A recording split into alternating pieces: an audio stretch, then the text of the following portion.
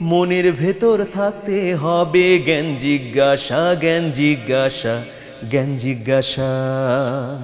আসসালামু আলাইকুম রহমতুল্লাহি ওয়া বারাকাতুহু। আলহামদুলিল্লাহি ওয়াহদা ওয়াসসালাতু ওয়াসসালামু আলা মান লা নাবিয়্যা বা'দা। প্রিয় দর্শক, শুরু হলো আপনাদের প্রিয় অনুষ্ঠান মাওলানা সফিউল্লাহ ফাউন্ডেশন নিবেদিত ইসলামী জ্ঞান জিজ্ঞাসা। আপনাদের সঙ্গে আছি আমি সৈয়দ আল জাবের। আপনাদের জিজ্ঞাসিত প্রশ্নের উত্তর দেওয়ার জন্য আমাদের সঙ্গে আছেন বরেণ্য ও নন্দিত আলেমে দ্বীন শেখ সাদিকুর রহমান আল আজহারি হাফিজাহুল্লাহ। আসসালামু আলাইকুম। ওয়ালাইকুম আসসালাম ওয়া রাহমাতুল্লাহি ওয়া বারাকাতুহু। মোহতারাম, কেমন আছেন? আলহামদুলিল্লাহ, আপনি কেমন আছেন? আলহামদুলিল্লাহ ভালো আছি। আপনাকে স্বাগত জানাচ্ছি আমাদের আজকের এই ইসলামী জ্ঞান জিজ্ঞাসা অনুষ্ঠানে। জাযাকুমুল্লাহু খায়রান। শেখ, আমরা শুরুতে একটা বিষয়ে আপনার সঙ্গে কথা বলতে চাই, সেটি হলো যে বাংলাদেশ এখন ভোটের একটা মৌসুম শুরু হবে একটা ভাব চলে এসছে। গোটা দেশ একটা নির্বাচনের দিকে যাচ্ছে বলে আমরা বুঝতে পারছি এখন। তো ভোট আসলেই একটা বলা হয় যে ভোট হচ্ছে একটি আমানত। আর আমরা তো জানি যে আমানতের ইসলামের খুব গুরুত্ব আছে। তো আপনার কাছে আমার জানা বিষয় যে ইসলামের দৃষ্টিতে আমরা কোন মানুষগুলোকে ভোট দেব, কাকে ভোট দেব, কোরআন এবং সুন্নাহ আসলে কি বলে? জাযাকুমুল্লাহু খায়রান। আলহামদুলিল্লাহি রাব্বিল আলামিন ওয়াসসালাতু ওয়াসসালামু আলা রাসূলিহিল আমিন সুম্মা আম্মা বা'দ। অত্যন্ত গুরুত্বপূর্ণ বলে আমি মনে করছি। এই সময়ের দাবি অনুযায়ী এই বিষয়টি অত্যন্ত গুরুত্বপূর্ণ। আমরা ভোট যখন দিব, নবীজি সাল্লাল্লাহু আলাইহি সাল্লামের একটি হাদিসকে সামনে নিয়ে আসতে চাই। সহিহ হাদিসে বর্ণিত হয়েছে, নবীজি সাল্লাল্লাহু আলাইহি সাল্লাম বলছেন যে একটা সময় আসবে তাকুনু ফীকুমুন নবুওয়া, নবুয়তের একটা শাসন চলবে। এবং এরপরেই নবীজি বললেন এরপরে চলবে খিলাফতের শাসন। হাদিসের মধ্যে পাওয়া যায় যে খিলাফতের শাসনটা চলবে 30 বছর। এরপর নবী সাল্লাল্লাহু আলাইহি সাল্লাম বলছেন যে সুম্মা তাকুনু মুলুকান আদান, রাজতন্ত্র এই পৃথিবীর মধ্যে চলবে, লম্বা একটা সময় এই পৃথিবীকে শাসন করবে রাজতন্ত্র। এরপরে নবীজি বলছেন যে সুম্মা মুলুকান জাবরিয়া, এই পৃথিবীতে রাজতন্ত্রের পরে স্বৈরাচার শাসন করবে। তো আমরা দেখেছি যে বাংলাদেশেও একটা সময় গিয়েছে অনেক কঠিন, কথা বলা কঠিন, সকল দিকে মুভ করা কঠিন, আলেমদের জন্য কঠিন, ইসলামী আন্দোলনের জন্য কঠিন, সবার জন্য একটা সময় খুবই দুর্বিষহ একটা সময় আমরা পার করেছি।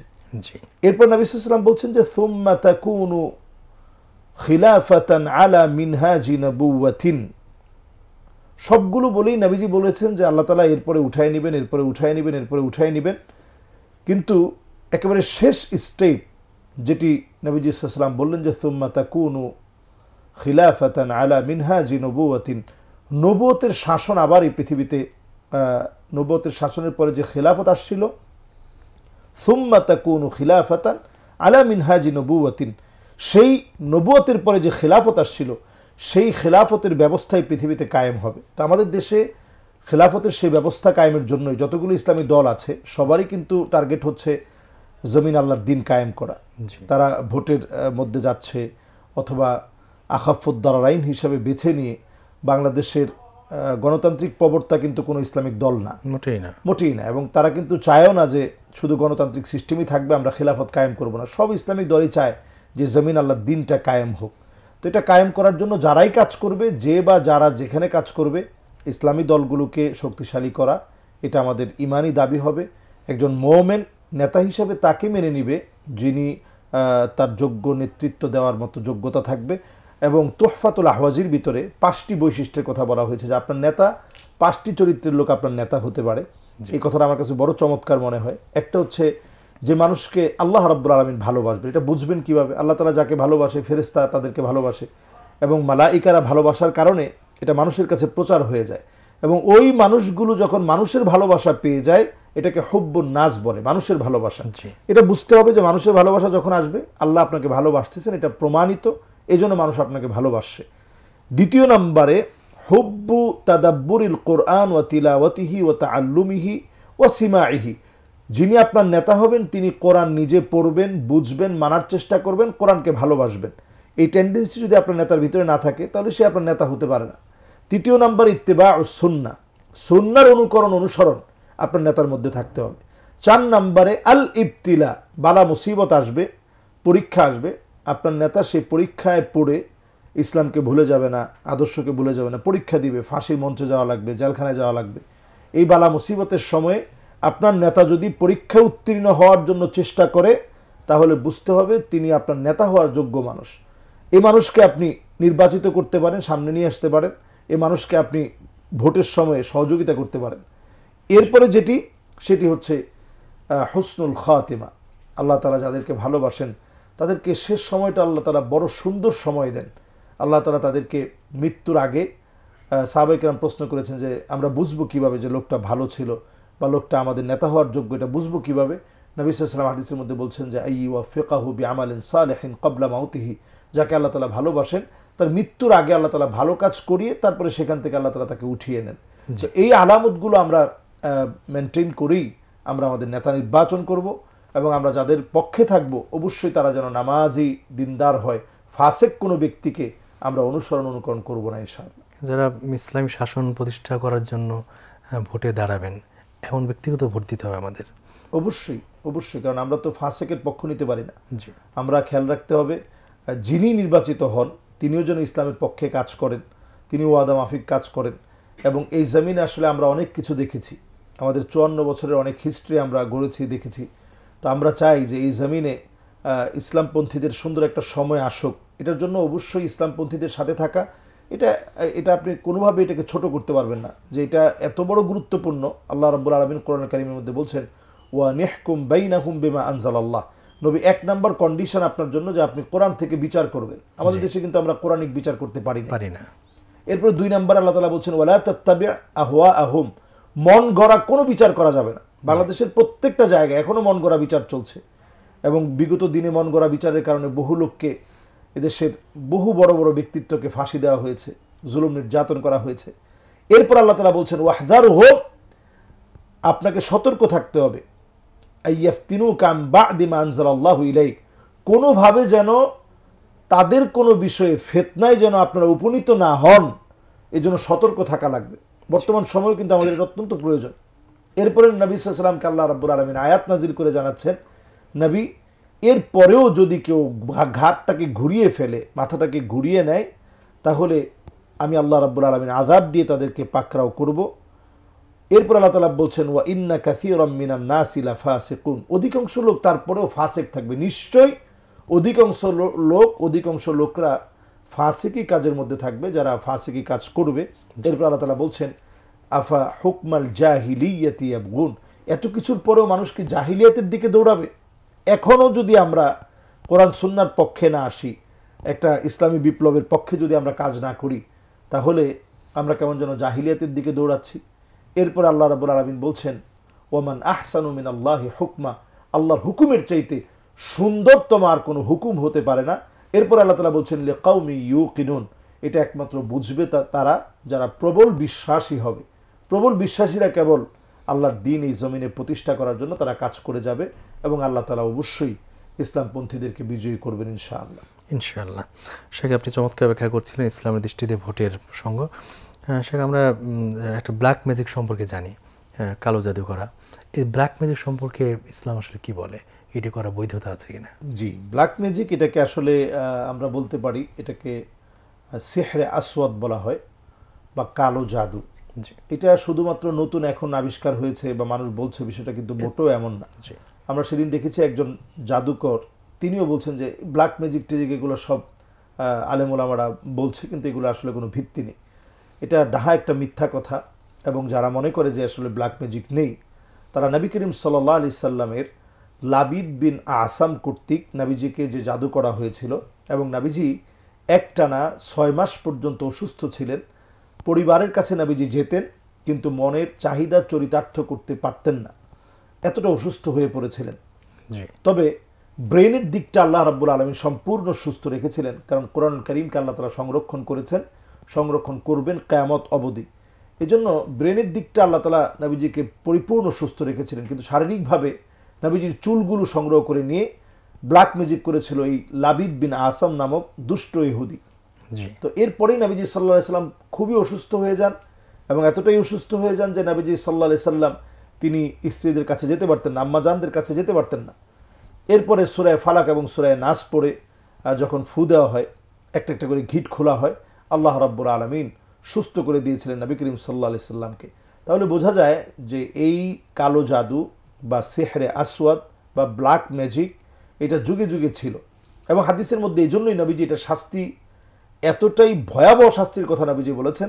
নবীজি বলেছেন যে হাদ্দু সাহিরি দরবাতুম বিসাইফ, কেউ যদি ব্ল্যাক ম্যাজিক করে, এই জাতীয় জাদু করে, অথবা কুফরি যেটাকে আমরা বলি, কাউকে মেরে ফেলার জন্য চক্রান্ত করে বিভিন্নভাবে ক্ষতি করার জন্য, যদি কবরের ভিতরে তাবিজ পুঁতে রাখা, অথবা মাছের গলায় তাবিজ লটকিয়ে দেওয়া, বড়ই গাছের মধ্যে তাবিজ লটকিয়ে দেওয়া, কারো মন পাওয়ার জন্য, কাউকে বিয়ে করার জন্য, অথবা কারো ক্ষতি করার জন্য, এই জাতীয় যত কর্মকাণ্ড আছে এগুলো যারা করবে, নবী সাল্লাল্লাহু আলাইহি ওয়াসাল্লাম বলছেন যে হাদ্দু সাহিরি দরবাতুম বিসাইফ, তাদের শাস্তি হচ্ছে মৃত্যুদণ্ড। অলরেডি আমরা দুবাইয়ে দেখেছি, দুবাইয়ের মতো একটা দেশে, ইউনাইটেড আরবে এখন বর্তমান সময়ে তারা আইন করেছে, যদি কেউ এই ব্ল্যাক ম্যাজিক করে তাহলে 50,000 দুবাই দিরহাম তাকে জরিমানা করা হবে এবং তার জন্য জেল বাধ্যতামূলক। তো এটা দুবাই কেন এই আইনটা করেছে? এই জন্য আইনটা করেছে যে এখন সারা ওয়ার্ল্ডে এটা বেড়ে গিয়েছে। এটা সেই বেবিলনের সেই সভ্যতার সময়, মেসোপটেমীয় সভ্যতার সময়, এই মেসোপটেমীয় সভ্যতার সময় কিন্তু এটার আবর্তন ঘটে। ইরাক থেকে এখনও প্রচুর পরিমাণ সেই ব্ল্যাক ম্যাজিকের বিভিন্ন সিস্টেম রয়েছে সারা ওয়ার্ল্ডের ভিতরেই। বাংলাদেশের ভিতরে এটা হঠাৎ করে এত বেড়ে গিয়েছে, আপনি দেখবেন যে বিভিন্ন বাজারে ঘাটে, এমনকি বাসের মধ্যে আপনি উঠতেছেন, লেখা থাকবে তান্ত্রিক উমুক, যিনি কামরু কামাখ্যা থেকে বিশাল ট্রেনিং নিয়ে আসছে, এবং উনি যে কোনো ধরনের, আপনি যে কোনো কাজ ওনার কাছ থেকে করাতে পারবেন। একবারে মানুষ মারা থেকে শুরু করে একবারে মানুষের ক্ষতি করা, অসুস্থ করে দেওয়া, স্বামী স্ত্রীর সম্পর্ক, এগুলো সব এখন ওপেন লেখা থাকে। তো এই যে বিষয়গুলো, এগুলো একেবারে মৃত্যুদণ্ডপ্রাপ্ত শাস্তির একটা শাস্তিযোগ্য অপরাধ। হাদিসের মধ্যে আসছে নবী সাল্লাল্লাহু আলাইহি ওয়াসাল্লাম বলছেন যে মান আতা কাহিনান আও আররাফান ফাসাদ্দাকাহু বিমা ইয়াকুল ফাকাদ কাফারা বিমা উনজিলা আলা মুহাম্মদ সাল্লাল্লাহু আলাইহি ওয়াসাল্লাম, কেউ যদি এই জাতীয় কোনো কর্মকাণ্ড করে, ব্ল্যাক ম্যাজিক করে, মানুষের ক্ষতি সাধন করে, এদের এই কথাগুলো বিশ্বাস করে যদি কোনো ইমানদার তার কাছে যায়, ফাকাদ কাফারা বিমা উনজিলা আলা মুহাম্মদ সাল্লাল্লাহু আলাইহি ওয়াসাল্লাম, জাদুকরের ইমান তো আগেই নেই। যে লোকটা এই কুফরি কালাম করবে অথবা এইরকম ব্ল্যাক ম্যাজিক করবে, তার কোনো ইমান নেই, তার কোনো ইমান নেই। মুসলিম হিসেবে সে নিজেকে পরিচয় দিতে পারবে না। এরপর আসুন দ্বিতীয়, যে লোকটা করাতে যাবে সে হয়তো নামাজি, তার ভাইয়ের একটু সম্পদ দখলের জন্য তার ভাইয়ের ক্ষতি করার চেষ্টা করছে, অথবা বোনের ক্ষতি করার চেষ্টা করছে, অথবা তার ভাগিনা খুব উপরে উঠে গেছে, এটা তার সহ্য হচ্ছে না, অথবা সমাজের যে কোনো একজন তার প্রিয় লোক যার সাথে তার চলাফেরা আছে, তার নখটা এনে অথবা মাথার চুলটা এনে কোনোভাবে ব্ল্যাক ম্যাজিক করে ফেললো, এবং সে চেষ্টা করলো যে এই ব্ল্যাক ম্যাজিকের মাধ্যমে তার ক্ষতি করব। নবী সাল্লাল্লাহু আলাইহি ওয়াসাল্লাম বলছেন ফাকাদ কাফারা বিমা উনজিলা আলা মুহাম্মদ সাল্লাল্লাহু আলাইহি ওয়াসাল্লাম, নবীজির উপরে যে কোরআন অবতীর্ণ হয়েছে সে কেমন যেন এই কোরআনকে অস্বীকার করলো। নাউযু বিল্লাহ, মাআযাল্লাহ। তাহলে আপনার ঈমান নেই। এই জাতীয় কর্মকাণ্ড যারা করছেন, আল্লাহর দিকে ফিরে আসুন। এটা, এই কাজটা করা কুফরি, এই কাজ যারা করবে তাদের ঈমান থাকবে না। এজন্য ব্ল্যাক ম্যাজিক থেকে ফিরে আসতে হবে। আর আমাদেরও প্রতিদিন সাস্টেইনেবল ডেভেলপমেন্টের জন্য, যাতে করে চিরস্থায়ী একটা সমাধান পাওয়া যায়। আমরা যেটা করি যে একটা রাখির কাছে যাই, গিয়ে ঝাড়ফুঁক নিয়ে আসি, অথবা তাবিজ লটকিয়ে ফেলি শরীরের মধ্যে, অথবা ঘরের মধ্যে 4 কোণায় 4টা তাবিজ লটকাই, এগুলো কোনো সাস্টেইনেবল ডেভেলপমেন্ট না। আপনি যদি এটার চিরস্থায়ী সমাধান চান, নিজে কোরআন পড়ুন, সূরা ফালাক, সূরা নাস পড়ুন, সূরা ইখলাস, সূরা ফালাক, সূরা নাস ফজরের পরে, মাগরিবের পরে পড়ুন। 5 ওয়াক্ত নামাজের মধ্যে জোহর এবং আসর এবং ইশার পরে একবার করে পড়ুন, ফজরের পরে 3 বার করে পড়ুন, মাগরিবের পরে 3 বার করে পড়ুন। ঘুমাতে যেতে আমরা আয়াতুল কুরসি পড়ি, সূরা ইখলাস, সূরা ফালাক, সূরা নাস একবার করে পড়ে এরপরে আমরা ঘুমাতে যাই। এবং দেখবেন ঘরের মধ্যে আপনি সূরা বাকারার তেলাওয়াত ছেড়ে রাখুন। এখন অনেক প্লাগ ইন কোরআন পাওয়া যায়, নানাভাবে আমাদের হাতে হাতে ডিভাইস আছে, সবভাবে কিন্তু আপনি শুনতে পারেন। যদি আপনি শোনার চেষ্টা করেন, দেখবেন ইনশাআল্লাহ আল্লাহ তাআলা আমাদেরকে হেফাজত করবেন ইনশাআল্লাহ। যারা ব্ল্যাক ম্যাজিক করেন, আল্লাহ তাদেরকে অতি সত্বর তওবা করার তৌফিক দান করেন। আমিন আমিন। এটা তওবা করতেই হবে। এবং তাদের কাছে যারা যায় তাদেরকে উপলব্ধি দিক যে এটি একটি কুফরির পথ, ঈমান ধ্বংস হওয়ার পথ। সেটা আপনি জানেন যে আমাদের অনলাইন ব্যাটিং বা জুয়া খেলার একটা ব্যাপার আছে, অনলাইন স্পোর্ট বেটিংয়ের ব্যবসা আছে, এগুলো জায়েজ কিনা আসলে? এটা আমাদের ইয়ং জেনারেশন যারা বর্তমান সময়ে মোবাইলকে, আকাশ প্রযুক্তিকে খুব ব্যবহার করছে, ইহলৌকিক এই সভ্যতাকে আমরা যারা মনে করছি যে জীবনের এটাই শেষ, তারাই কিন্তু এই 1x বেট, মেল বেট, তারপরে 20 বেট, এ জাতীয় আরও অনেকগুলো আছে। আমি বলতে গেলে এখানে অনেকগুলো নাম বলতে পারবো যেগুলো নিয়ে এখন প্রশ্ন আসছে। যেমন একটা সময় আমরা লুডো খেলতাম, তো এই লুডোটা এখন ওই ব্যাটিং পর্যায়ে চলে গিয়েছে, জুয়ার মাধ্যম হয়েছে।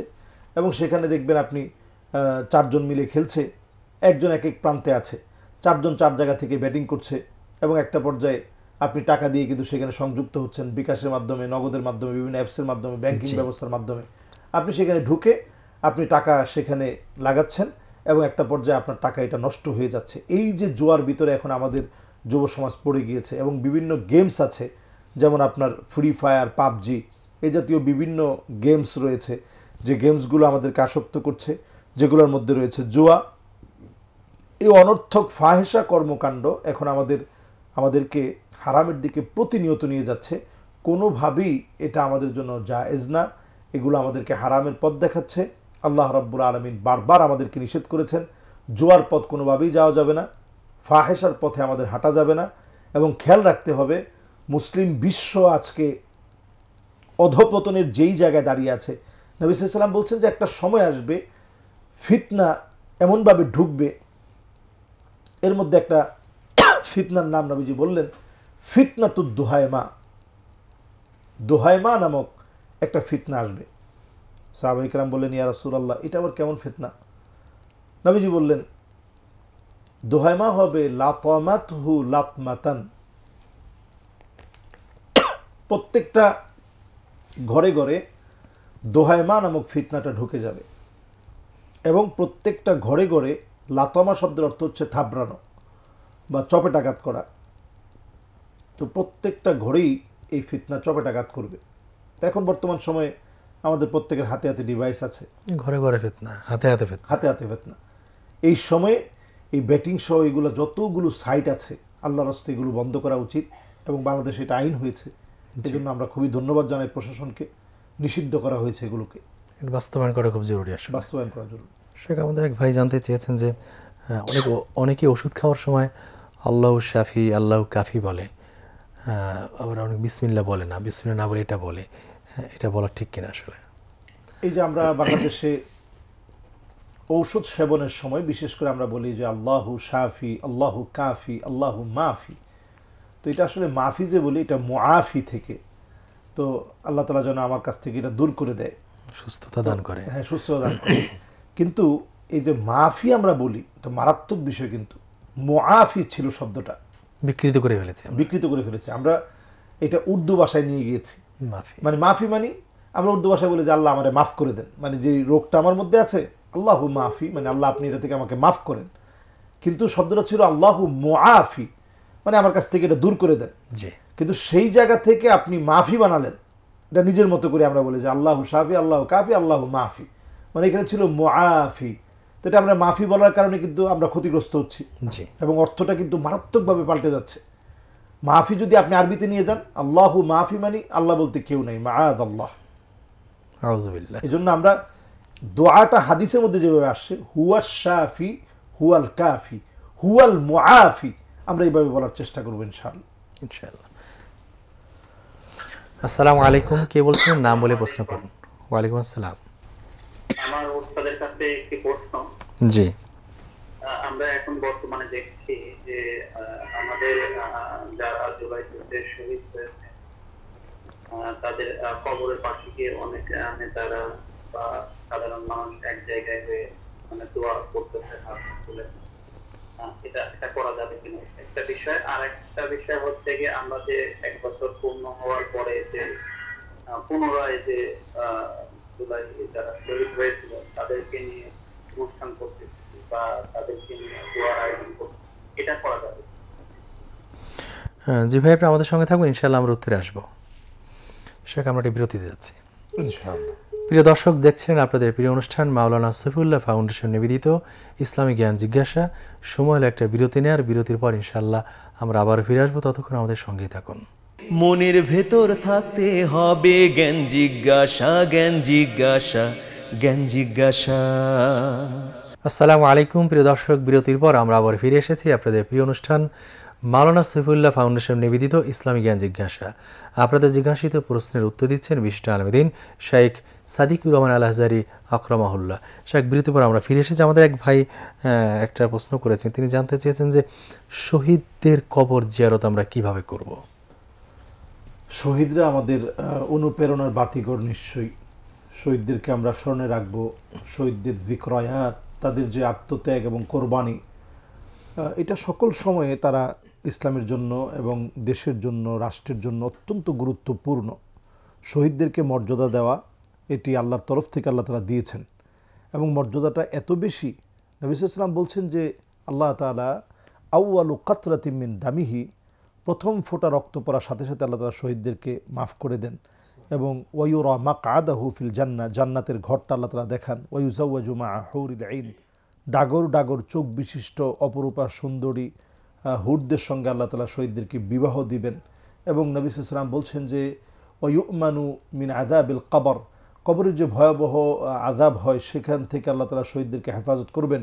ওয়ায়ুমানু মিন ফাজাইল আকবর, কিয়ামতের যে প্রলয়ঙ্কারী টক্কর লেগে যাবে সেটা থেকে আল্লাহ তাআলা শহীদদেরকে হেফাজত করবেন। এরপর নবী সাল্লাল্লাহু আলাইহি ওয়াসাল্লাম বলছেন যে ওয়ায়ুহাল্লা হুল্লাতাল ঈমান, শহীদ সেদিন ঈমানের পোশাক পরে আল্লাহর কাছে দাঁড়াবে, বলবে আল্লাহ কোন অপরাধে সেদিন আমাকে মারা হয়েছিল।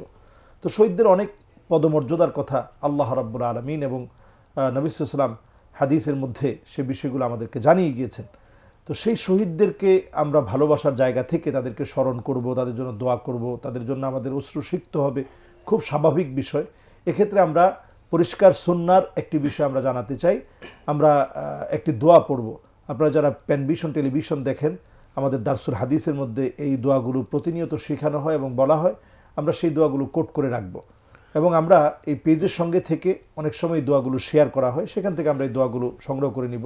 নবী সাল্লাল্লাহু আলাইহি ওয়াসাল্লাম দোয়া পড়তেন আসসালামু আলাইকুম দারা কওমিল মুমিনিন, বিভিন্ন ইবারতে এই দোয়াটা আসছে, আসসালামু আলাইকুম দারা কওমিল মুমিনিন আতাকুম মা তুআদুন গাদাম মুআজ্জালুন ওয়া ইন্না ইনশাআল্লাহু বিকুম লাহিকুন। নবী সাল্লাল্লাহু আলাইহি ওয়াসাল্লাম এই দোয়াটা পড়তেন। তো আমরা এই দোয়াটা পড়ে আমরা যারা শহীদ আছে তাদেরকে স্মরণ করব, তাদের যিকরায়াতে সে যেভাবে তার জীবনটা উৎসর্গ করে গিয়েছে সেই বিষয়গুলো আলোচনায় আসতে পারে, মানুষকে অনুপ্রাণিত করার জন্য তাদেরকে আমরা স্মরণে রাখবো, তাদের কথা আমরা বলবো, মানুষকে অনুপ্রাণিত করব, যুবকদেরকে উদ্বুদ্ধ করব। বাদা আল ইসলাম গরিবান ওয়াসায়াউদু গরিবান তুবা লিল গুরাবা, ব্যতিক্রমদেরকে দিয়েই তো আল্লাহ তাআলা এই জমিনে দিনকে প্রতিষ্ঠা করেছেন এবং যুগে যুগেই ব্যতিক্রমদের রক্তের ধারাবাহিকতার মধ্য দিয়েই আল্লাহ তাআলা জমিনে দিনকে প্রতিষ্ঠিত করেছেন। সেই শহীদদের স্মরণ হতে পারে, তাদের বিষয়ে বিভিন্ন আর্টিকেল হতে পারে, তাদেরকে স্মরণ করে মানুষকে অনুপ্রাণিত করা, আমরা আলোচনা হতে পারে ইনশাআল্লাহ। আচ্ছা, এক চমৎকার বলছেন, আমাদের এক ভাই জানতে চেয়েছেন, নাম প্রকাশে অনিচ্ছুক, আমাদের পুরুষের বা নারীদের অনেকের গোপন একটা স্বভাব থাকে হস্তমৈথুন করা, এটা কি কোনো অবস্থায় করা জায়েজ আছে কিনা বা ইসলাম আসলে কি বলে এই বিষয়ে? অত্যন্ত গুরুত্বপূর্ণ বিষয় বলে আমি মনে করছি। আল ইস্তিমনা অথবা ইখরাজুল মানি বিল ইয়াদ, হাত দ্বারা হস্তমৈথুন করা, কোনোভাবে যৌন চাহিদাকে চরিতার্থ করা, এটি মাসআলার একটি বিষয় যেটি নিয়ে সমস্ত ইমামরা কথা বলেছেন।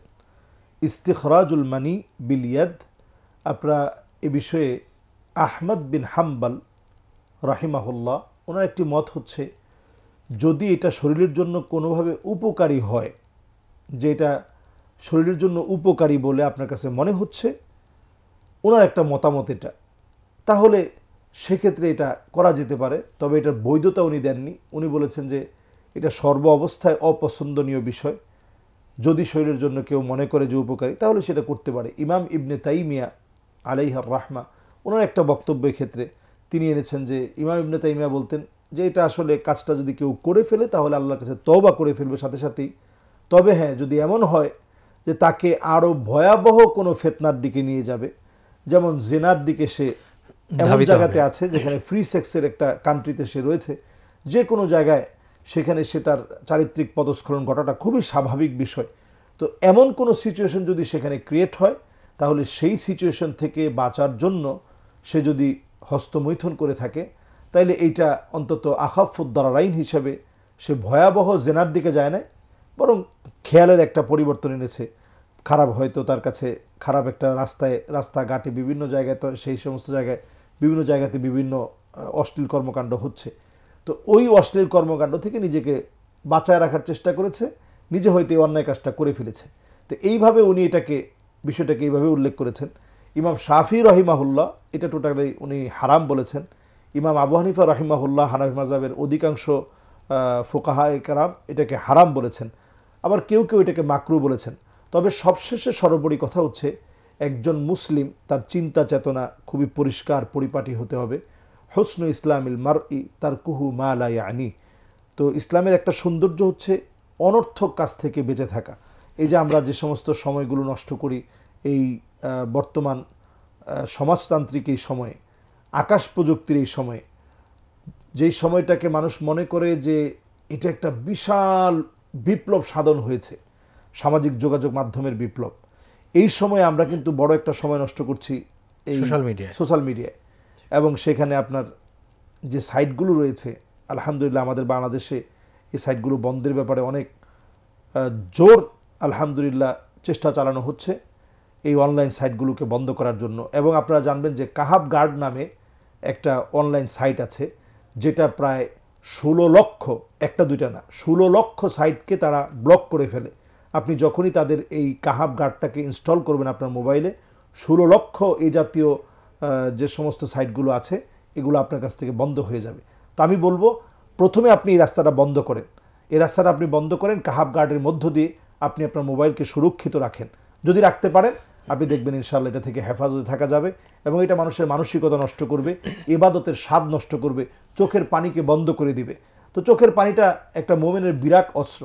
এবং নবী সাল্লাল্লাহু আলাইহি ওয়াসাল্লাম বলছেন আইনানে লা তামাসসুহুমান নার, দুইটা চোখকে জাহান্নামের আগুন স্পর্শ করবে না।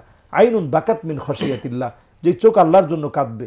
তো এই চোখ যদি আল্লাহর জন্য কাঁদাতে হয় আপনার মানসিকতা, আপনার মস্তিষ্ককে পরিশুদ্ধ করতে হবে। আল্লাহ তাআলা আমাদেরকে এই জাতীয় কর্মকাণ্ড থেকে বেঁচে থাকার তৌফিক দান করুন। আসসালামু আলাইকুম, কে বলছিলেন? নাম বলে প্রশ্ন করুন। ওয়ালাইকুম আসসালাম, কে বলছিলেন? নাম বলে প্রশ্ন করুন। হাসান বলছিলাম। জি হাসান ভাই, কি প্রশ্ন আছে আপনার? স্ত্রীর মনে করেন কিছু গহনা আছে, গহনার সাথে তার একান্তে আমি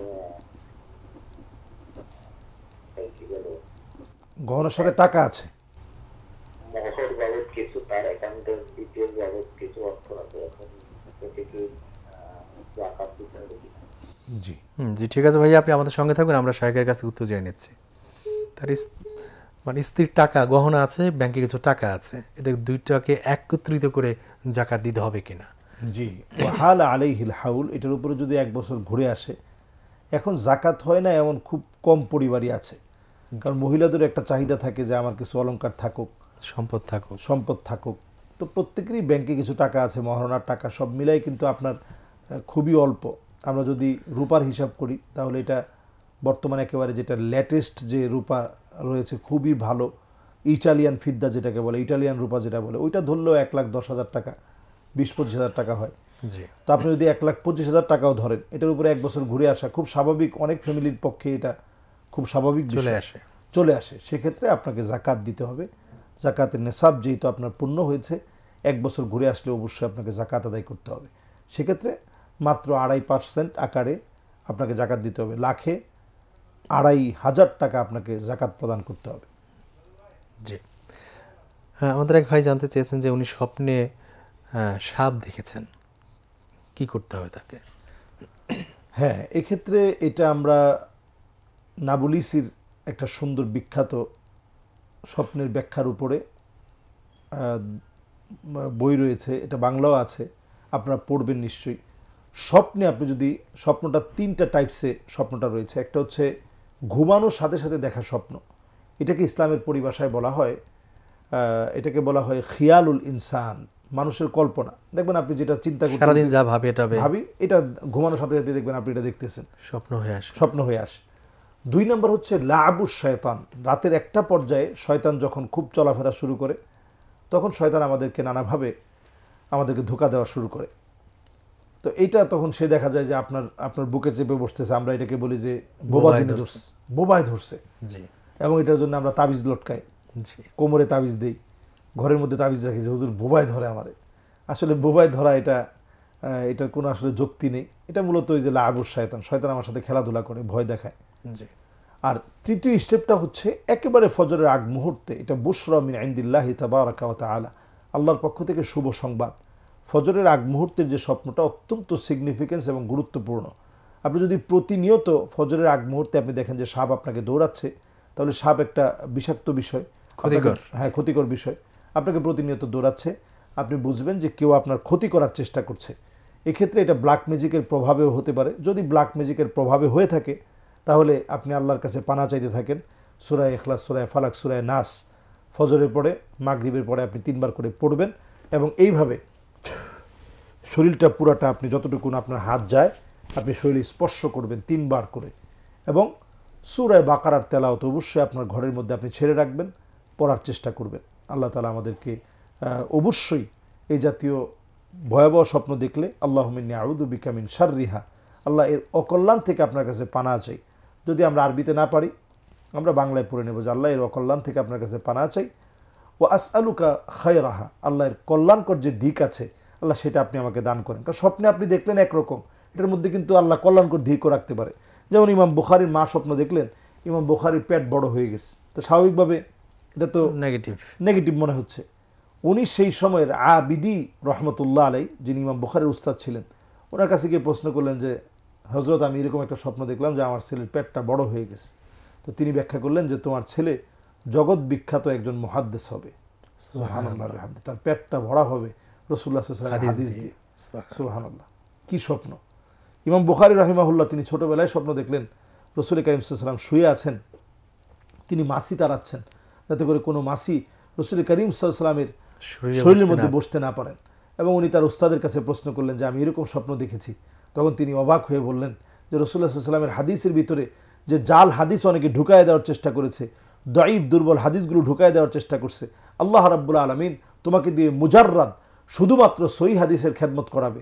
এবং দেখুন কোরআনের পরে আসহুল কিতাব বা'দা কিতাবিল্লাহ, আল্লাহর কোরআনের পরে সবচেয়ে অথেন্টিক নির্ভরযোগ্য কিতাব হচ্ছে সহিহ বুখারী। তো এটা আল্লাহ তাআলা খেদমত ওনাকে দিয়ে করালেন। এজন্য স্বপ্নের ভালো দিক এবং মন্দ দিক থেকে আল্লাহর কাছে আমাদের আশ্রয় চাওয়া উচিত। জি, চমৎকার ব্যাখ্যা করলেন শেখ। আমরা একটা শব্দ জানি এরকম রেপটাইলিয়ান্স, এটা আসলে কি এবং ইসলামের সম্পর্কে কি বলে? রেপটাইলিয়ান্স এটা আপনারা নিশ্চয়ই যারা এখন আধুনিক বিজ্ঞান চর্চা করেন, রেপটাইলিয়ান্স এগুলো নিয়ে এখন ছবি তৈরি করা হচ্ছে এবং মুভি হচ্ছে। রেপটাইলিয়ান্স নিয়ে বিভিন্ন ভিডিও বের করা হচ্ছে। রানী এলিজাবেথ সে রেপটাইলিয়ান্স ছিলেন, এটা অনেকে বলেন। আসলে রানী এলিজাবেথ কি ছিল এ সম্পর্কে আমার খুব ভালো ধারণা নেই, বা এটা আমি বলতেও পারবো না। তবে রেপটাইলিয়ান্স এই সিকোয়েন্স অথবা এই জাতীয় বিষয় এটা ইসলামে আছে কিনা। মূলত রেপটাইলিয়ান্স বলা হয় যারা দেখতে মানুষের মতো কিন্তু আসলান এরা জিন, মানুষের আকার ধারণ করা। এইটা সাহাবায়ে কেরামের যুগেও সুরাইকের আকৃতি ধারণ করে জিন যখন আসছে, সুরাইকার মানে আকৃতি ধারণ করে, সুরাইকার আকৃতি ধারণ করে যখন জিন আসছে, আসার পর ফেরেশতাদেরকে দেখে, যখন ফেরেশতারা আক্রমণ করতে আসছে, ফেরেশতাদেরকে দেখে জিনেরা পালিয়ে গিয়েছে। তো সেই সুরাইকার আকৃতি ধারণ করে সাহাবায়ে কেরামদেরকে ভয় দেখানোর জন্য আসছে। আপনি চিন্তা করেন। তাইলে সাহাবায়ে কেরামের কিন্তু অনেকের ফাইট হয়েছে জিনের সাথে। বিছানায় উঠতে গেছেন, জিন সাপ হয়ে আছে, তার সাথে ফাইট হয়েছে। একজন সাহাবী টয়লেটে গেছেন, সেখানে ফাইট হয়েছে জিনের সাথে, এবং তিনি জিনের সাথে সেই সময় লড়াই করতেছিলেন। কারণ এই যে দোয়া পড়া, আল্লাহুম্মা ইন্নী আউযু বিকা মিনাল খুবসি ওয়াল খাবাইস, অত্যন্ত গুরুত্বপূর্ণ। এই দোয়াগুলো যখনই আমরা পড়ব না, তারা আমাদেরকে ক্ষতি করার চেষ্টা করবে। এজন্য আমরা এই দোয়াগুলোর সাথে প্রতিনিয়ত থাকব। রেপটাইলিয়ান্স হচ্ছে মানুষের আকৃতি ধারণ করবে জিন, এটা খুব স্বাভাবিক বিষয়, এটা অহরহ হচ্ছে আমাদের এবং আমাদের চারপাশেই অনেকে দেখতে পায় এটা। অনেকে এটা আপনি হয়তো তৎক্ষণাৎ আপনি চিন্তা আপনার দেখতেছেন যে আপনার একটা বন্ধুর মতো, কিন্তু তার আচরণ, তার গতিবিধি আপনার কাছে সন্দেহজনক মনে হয়েছে, কিন্তু চেনা মানুষের সুরাত ধরেই আসে। হ্যাঁ, চেনা মানুষের সুরত ধরে আসে। মসজিদে অসংখ্য এরকম রেপটাইলিয়ান্স থাকতে পারে। তবে রেপটাইলিয়ান্স বলতে যাদেরকে বোঝানো হয়, এটা কিন্তু আমাদের সমাজে অহরহ বহু আছে। মানে জিন, মূলত জিন আর কি, মানুষের সুরাতে আসে। জি জি, এটা আছে আমাদের সমাজ। তো এটা তাড়ানোর জন্য আমরা কি করতে পারি আসলে? এটা তাড়ানোর জন্য আপনি আয়াতুল কুরসি পড়া যায়। অবশ্যই আয়াতুল কুরসি আমরা পড়বই নিয়মিত। আর আরেকটা বিষয় হচ্ছে, যখন আমরা এখন কিন্তু বাসা বাড়িতে আমরা কিন্তু এখন গিজার ব্যবহার করি, এই গিজারটা আপনি যখন ছাড়ছেন, গরম পানি হঠাৎ করে চলে আসতেছে, এই পাইপের ভিতরে কিন্তু জিন থাকতে পারে। তাদের জন্য কিন্তু খুব লম্বা জায়গা দরকার নেই, অল্প জায়গায় এটা আমার রগে রগে চলতে পারে। তাহলে চিন্তা করেন সে কি পরিমাণ ছোট জায়গার ভিতরে সে চলতে পারে। তো এই জাতীয় আমরা যারা গিজার ব্যবহার করছি, বিসমিল্লাহ বলে আপনি কলটা ছাড়েন, একদিকে বরকত হলো, আরেকদিকে যদি জিন থেকেই থাকে সে কোনো ক্ষতিগ্রস্ত হলো না, আপনারও সে ক্ষতি করলো না। জি, পাকঘরে যখন আপনি প্রবেশ করবেন তখন আপনি বিসমিল্লাহ বলে প্রবেশ করেন। ঘরের ভিতরে কেউ নেই, তারপরে আপনি বিসমিল্লাহ বলে আসসালামু আলাইকুম ওয়া রাহমাতুল্লাহ বলে প্রবেশ করেন। খানা খাওয়ার পরে আপনার হাড় কাটা এগুলোর মধ্যে আপনি পানি ফেলবেন না, কারণ আপনি দেখতেছেন যে একটা বিড়াল খাচ্ছে অথবা কুকুর খাচ্ছে, কিন্তু এই বিড়াল অথবা কুকুরটা কিন্তু জিন হতে পারে, জিনের আকার ধারণ করা হতে পারে।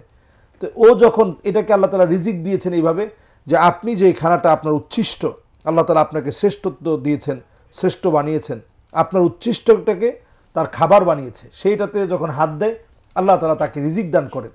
এটার মধ্যে যখন আপনি পানি ঢেলে দেন, আপনার খাবারের ভিতরে পানি ঢেলে দিয়ে যেমন আপনার রাগ হবে, তাদেরও রাগ হয়, তখন সে ক্ষতি করার চেষ্টা করে। তার বাচ্চার গায়ে আপনি পেশাব করে দিলেন, তখন সে ক্ষতি করার চেষ্টা করে। এজন্য আপনি যেখানেই ইসতিনজা করতে বসবেন আল্লাহুম্মা ইন্নী আউযু বিকা মিনাল খুবসি ওয়াল খাবায়েস পড়ে বসবেন। মা বোনদেরকে বলবো, রান্না বাড়া করছেন পাকঘরে বিসমিল্লাহ বলে যাবেন। বাজার থেকে আপনি সবার শেষে আসবেন না, এই সময়টা জিন আপনার ক্ষতি করার চেষ্টা করবে। বাজার থেকে আসার পরে পথে আমরা আল্লাহর কাছে পানাহ চাবো, বড় গাছের নিচে যেখানে জিনদের থাকার একটা আবাস স্থল, যেটা অথবা বড় একটা গর্ত, এগুলো হচ্ছে জিনদের আবাসস্থল, সেখান দিয়ে চলার সময় আমরা আল্লাহর কাছে পানাহ আছে আউযু বিল্লাহি মিনাশ শাইতানির রাজিম, লা হাওলা ওয়ালা কুওয়াতা ইল্লা বিল্লাহ। সামনে কিছু একটা ভয়াবহ দেখে ফেললেন, লা হাওলা ওয়ালা কুওয়াতা ইল্লা বিল্লাহ পড়ে ফেলুন, ইনশাআল্লাহ জিন আপনার কোনো ক্ষতি করতে পারবে না ইনশাআল্লাহ। ইনশাআল্লাহ। শেখ, আমরা মুহররম মাসে আছি, আমরা যে আশুরা রোজা রাখি, আশুরা রোজা কয়টা রাখবো, একটা নাকি দুইটা? হ্যাঁ, নবী সাল্লাল্লাহু আলাইহি ওয়াসাল্লাম একাধিক হাদিসের ভিতরে, শুধুমাত্র এই ক্ষেত্রে না, সকল ক্ষেত্রেই নবী সাল্লাল্লাহু আলাইহি ওয়াসাল্লাম বলেছেন যে খলিফুল মাজুস, তোমরা খলিফুল ইয়াহুদ, মাজুসিদের অনুসরণ থেকে তোমরা বেঁচে থাকো, ইহুদিদের অনুসরণ থেকে তোমরা বেঁচে থাকো। যেহেতু তারা একটা রোজা রেখেছে, নবী সাল্লাল্লাহু আলাইহি ওয়াসাল্লামের জন্য দুইটা রোজা রাখার কথা, হায়াতে যদি তিনি থাকতেন তাহলে দুইটা রোজা রাখার কথা তিনি বলেছেন।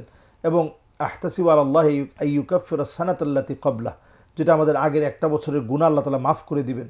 যদি বিষয়টা এমনই হয় তাহলে আমাদের জন্য এই রোজাটা রাখা অত্যন্ত দামি এবং জরুরি বলে আমরা মনে করছি। এবং রমাদানুল মুবারকের রোজা ফরজ হওয়ার আগে এটি একটা আবশ্যক রোজা ছিল, ফরজ রোজা ছিল। তাহলে যেহেতু এটি একটি ফরজ রোজা ছিল, বিষয়টি কিন্তু একেবারে আমাদের কাছে ছোট না। আর নফল রোজা তো আপনি রাখতেই পারেন, অনেক সওয়াবের বিষয়।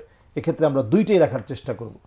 এই দুইটা রোজা রাখবো আমরা ৯ তারিখ ১০ তারিখ নাকি ১০-১১ তারিখ? আমরা যদি ৯-১০ রাখি কোনো অসুবিধা নেই, ১০-১১ও যদি রাখি কোনো অসুবিধা নেই, আমরা এইভাবে রাখার চেষ্টা করব। অনেক আলেমরা বর্তমান সময়ে ফতোয়া দিচ্ছেন যে এখন তো ইহুদিরা রোজাটা রাখেই না। আচ্ছা, তো তাহলে যে খলিফুল ইয়াহুদ বলা হলো, তো এখন তো তারা রোজাই রাখতেছে না। কিন্তু তারা ম্যাক্সিমাম না রাখলেও তাদের যারা রোহবান আছে, তাদের যারা আলেম শ্রেণী আছে, বা আমরা যাদেরকে পণ্ডিত বলে মনে করি, পাদ্রী যারা, তারা কিন্তু ঠিকই রোজাটা রেখে থাকে। হ্যাঁ, তাদের রাব্বি বলে তারা, এরা কিন্তু ঠিকই রোজাটা রাখে। এজন্য আমরা একজন ইহুদিরও অনুসরণ করব না। এমনকি দেখুন, আরব বিশ্বের একজন স্কলার তিনি ফতোয়া দিচ্ছিলেন যে এইভাবে হাতটাকে রাখা, তাশাহুদের সময় এইভাবে হাতটাকে রাখা, এটা তিনি নিষেধ করেছেন। উনি কিন্তু উল্লেখযোগ্য একজন আলেম, এই পৃথিবীর একজন উল্লেখযোগ্য আলেম। এবং আপনার তারিখ সারজানি বলা হয়, ওনার একটা ইতিহাসের কিতাব তিনি লিখেছেন, তারিখু রজব সারজানি। রজব সারজানির লেখা ইতিহাস, এটা বাংলা হয়েছে, বহু ভাষায় অনুবাদ হয়েছে। রজব সারজানির লেখা। উনি ওই দিন ওনার একটা আলোচনায় বলতেছিলেন যে আমরা হাতটাকে এইভাবে রাখবো না, কারণ এটা ইহুদিদের একটা সিম্বল, এই যে এই সিম্বলটা ইহুদিদের একটা সাইন। এই জন্য উনি এইভাবে রাখতে না করেছেন, যে হাতটাকে আমরা এইভাবে রাখা, এটা ইহুদিদের সিম্বল, যেহেতু আমরা যদি রাখতে হয় এইভাবে মিলিয়ে রাখবো, মিলিয়ে রেখে আমরা আঙ্গুলটাকে উঠায় রাখবো। মানে চিন্তা করেন আসলে তাদের অনুসরণ কোথায় আসলে। আমি এটা অবাক হয়েছি দেখে, যেটা তো আমরা চিন্তাও করি না যে একটা আঙ্গুল দিয়ে ইহুদিদের সাথে আমাদের মিল হবে, এটাও যেন না হয়। এবং উনি সেখানে অনেকগুলো সাইন দেখালেন, যেমন এই যে এই দুইটা আঙ্গুল উঁচা করা, এটাকে উনি বললেন যে এটা হচ্ছে তারা যে বাফেলোর পূজা করে, বিভিন্ন গবাদি পশুর, মানে বিশেষ করে ছাগলের শিং দুইটা, মানে শয়তানের শিং ধারণা করে তারা এই দুইটা শিংয়ের পূজা করে, এই দুইটা সাইন দেখাতে না করলেন। এবং এই তৃত্ববাদ, যেটা দেখবেন আমাদের যারা রেসলার আছে সারা ওয়ার্ল্ডে, যে সমস্ত রেসলাররা রেসলিং খেলে, তারা দেখবেন এই 3 আঙ্গুল উঠায়। তো এই 3 আঙ্গুল যারা উঠায়, এরা তৃত্ববাদকে প্রমোট করছে। তিনি বললেন যে 3 আঙ্গুলও আমরা উঠাবো না, তিনি 4 আঙ্গুল উঠাইতে বললেন, যে 4 আঙ্গুল আমরা উঠাবো এই সেন্স থেকে, নাসরুম মিনাল্লাহি ওয়া ফাতহুন করিব, যে সাহায্য আল্লাহর পক্ষ থেকে আসবে, অবিসম্ভাবী নিশ্চিত একটা বিজয় মুসলমানদের সামনে অপেক্ষা করছে ইনশাআল্লাহ। উনি সাথে সাথে এই 4 আঙ্গুলের কথা বললেন। তো এই দিক দৃষ্টিকোণ থেকে আমরা কোনো অবস্থাতেই ইহুদিদের কোনো অনুসরণ অনুকরণ করার চেষ্টা করব না ইনশাআল্লাহ। ইনশাআল্লাহ। সেটা আমরা অনুষ্ঠান শেষ পর্যায়ে চলে এসেছি, একটা প্রশ্ন উত্তরে আমরা অনুষ্ঠান শেষ করব। সেটা হচ্ছে অনেকেই জানতে চাচ্ছেন যে ইসলামের দৃষ্টিতে বাসরাতে কি করণীয় আছে, কোনো সলাদ আছে কিনা? জি জি, লাইলাতুল জিফাফের বেশ কিছু আমল রয়েছে। এর মধ্যে অত্যন্ত গুরুত্বপূর্ণ আমল সলাদ দিয়ে শুরু করা। এটা আমাদের দেশে এটার চর্চা নেই। আমাদের দেশে তো মানে ওই দিন না, এর পরেও আর নামাজের খবর থাকে না, সারাদিনই নামাজ পড়ে না অনেক। হ্যাঁ, এরকম ভারী বিয়ের makeup আনন্দ থাকবে। ফুর্তিতে আছে। এবং মেকআপ তো এখন মেকআপগুলো যেগুলো থাকে সেগুলো ওয়াটারপ্রুফ, এগুলোতে পানি ঢুকে না, উজু হয় না। পুজো হয় না। তো উনি আর নামাজ পড়বে কীভাবে? অথচ এই রাতটা অত্যন্ত গুরুত্বপূর্ণ। আল্লাহ তাআলা এই সময়টাকে এত সওয়াবের একটা সময় হিসেবে আল্লাহ তাআলা গণ্য করেছেন। লাইলাতুল জিফাফটা বা আপনার বাসর রাতটা, আপনি একটা নতুন মানুষকে আপনি পেয়েছেন, সেই মানুষটাকে আপনি বুঝে নেবেন, আপনি আপনার মহব্বতের বানাবেন। নবী সাল্লাল্লাহু আলাইহি ওয়াসাল্লাম এই সময়টাতে যে আমলগুলো শিখিয়েছেন এবং আম্মাজানদেরকে নবীজি সাল্লাল্লাহু আলাইহি ওয়াসাল্লাম এই সময়টাতে যে বিষয়গুলো শিক্ষা দিতেন, এর সামান্য চর্চা কিন্তু এখন আমাদের মধ্যে নেই। এই সময়টাতে নবীজি সাল্লাল্লাহু আলাইহি ওয়াসাল্লাম সাহাবায়ে কিরামদেরকে শিখাতেন যে এই সময়টাতে নামাজ পড়া, এবং সেই নামাজটা স্বামীর নেতৃত্বে হবে, কোনোভাবেই মহিলার নেতৃত্বে না। ইমাম স্বামী থাকবে, স্বামী থাকবে, ইমাম স্বামী থাকবে। তাহলে স্বামীর নেতৃত্বে, স্বামীর ইমামতিতে সালাতটা আদায় হবে। সালাতটা আদায় করে আল্লাহর কাছে সে সময় দোয়া করা, এবং সেই দোয়াও নবী সাল্লাল্লাহু আলাইহি ওয়াসাল্লাম শিখিয়েছেন, বারাকাল্লাহু লাকুমা ওয়া বারাকা আলাইকুমা ওয়া জামাআ বাইনাকুমা ফি খাইর। এই দোয়াটা পড়ে নেওয়া, এবং সেই সময়ে যদি কোনো আল্লাহ তাআলা ওই রাতেই যদি আল্লাহ তাআলা আপনাদেরকে কোনো বরকত দিয়ে দেয়, এজন্য বিসমিল্লাহ আল্লাহুম্মা জান্নিবনা শাইতানা ওয়া জান্নিবিশ শাইতানা মা রাযাকতানা, আল্লাহর কাছে এই দোয়াটা পড়ে নেয় যে আল্লাহ, আপনি যদি আপনার নামে আমাদের যে বরকত আল্লাহ আপনারা দিয়েছেন, আমাদের সাংসারিক জীবনের যে সুখ শান্তি দিয়েছেন, আল্লাহ শয়তানের আমাদের সাথে এই সম্পর্ককে, শয়তান যেন আমাদের এই আলিঙ্গনের মুহূর্তে যেন শয়তান প্রবেশ করতে না পারে, এই দোয়াটা পড়ে নেওয়া। এরপরে আবার আপনাদের মহব্বতের শেষে একটা নতুন মানুষ আপনার ঘরে আসছে, এরপরে একেবারে এরকম পাগল না হয়ে যাওয়া যে আমি দিনদারি ভুলে গেলাম, আল্লাহুম্মা লা তাজআল লিশ-শাইতানি ফীমা রাযাকতানা নাসীবা, দোয়াটা পড়া যে আল্লাহ, শয়তানের কোনো অংশ আমার এটার মধ্যে, আল্লাহ আমার এই আজকের এই সুসম্পর্কের ভিতরে, আমাদের এই মহব্বতের আলিঙ্গনের ভিতরে, আল্লাহ তাদের কোনো অংশ, শয়তানের কোনো অংশ আল্লাহ আপনি রাখবেন না, আল্লাহ আপনি আমাকে হেফাজত করেন। এই দোয়াটা পড়ে নেওয়া। তো এই জাতীয় সম্পর্ক যদি আপনার হয়, তাহলে প্রথম রাত থেকেই আল্লাহ তাআলা এই ফ্যামিলির মধ্যে একটা বরকত দিয়ে দিবেন ইনশাআল্লাহ। এবং এটাই ইমরাতুন সালেহা হিসাবে, এই মহিলাই নেককার স্ত্রী হিসাবে গড়ে উঠবে। এই জন্য আমরা দোয়া নিজে শিখব, এবং যারা আমাদের দর্শক রয়েছে আপনারা প্রত্যেকে শিখবেন। মা বোনরাও অবশ্যই, যারা এই দোয়াটা আগে পড়তেন না, এখন থেকে প্রত্যেক আলিঙ্গনে আপনারা অবশ্যই দোয়াটা পড়বেন এবং এটা শিখে নেবেন। এটা আপনারা হিসনুল মুসলিম যদি আপনারা সার্চ করেন আপনারা পেয়ে যাবেন। আমাদের প্যান ভিশনেও ইনশাআল্লাহ এই দোয়াগুলো দেওয়া হয়, এখান থেকে আপনারা মুখস্থ করে নেবেন। আজকের এই প্রোগ্রাম থেকে স্ক্রিনশট দিয়ে, অথবা আপনার নিজস্ব ফেসবুকে, আপনার পেজে, আপনার প্রোফাইলে এটা আপনারা শেয়ার করে রেখে দিয়ে সেখান থেকে আপনারা মুখস্থ করে নেবেন ইনশাআল্লাহ। শাইখ, আপনাকে অনেক অনেক কৃতজ্ঞতা জানাই আমাদেরকে সময় দেওয়ার জন্য। জাযাকাল্লাহু খাইরান। আপনাকে অসংখ্য ধন্যবাদ। জাযাকুমুল্লাহু খাইরান। প্রিয় দর্শক, দেখছিলেন আপনাদের প্রিয় অনুষ্ঠান মাওলানা সফিউল্লাহ ফাউন্ডেশন নিবেদিত ইসলামী জ্ঞান জিজ্ঞাসা। আমরা আজকের পর্ব এখানে শেষ করছি। আগামী পর্ব দেখবার আমন্ত্রণ জানিয়ে আসসালামু আলাইকুম ওয়া রাহমাতুল্লাহি ওয়া বারাকাতুহু। ওয়া আলাইকুম আসসালাম ওয়া রাহমাতুল্লাহ।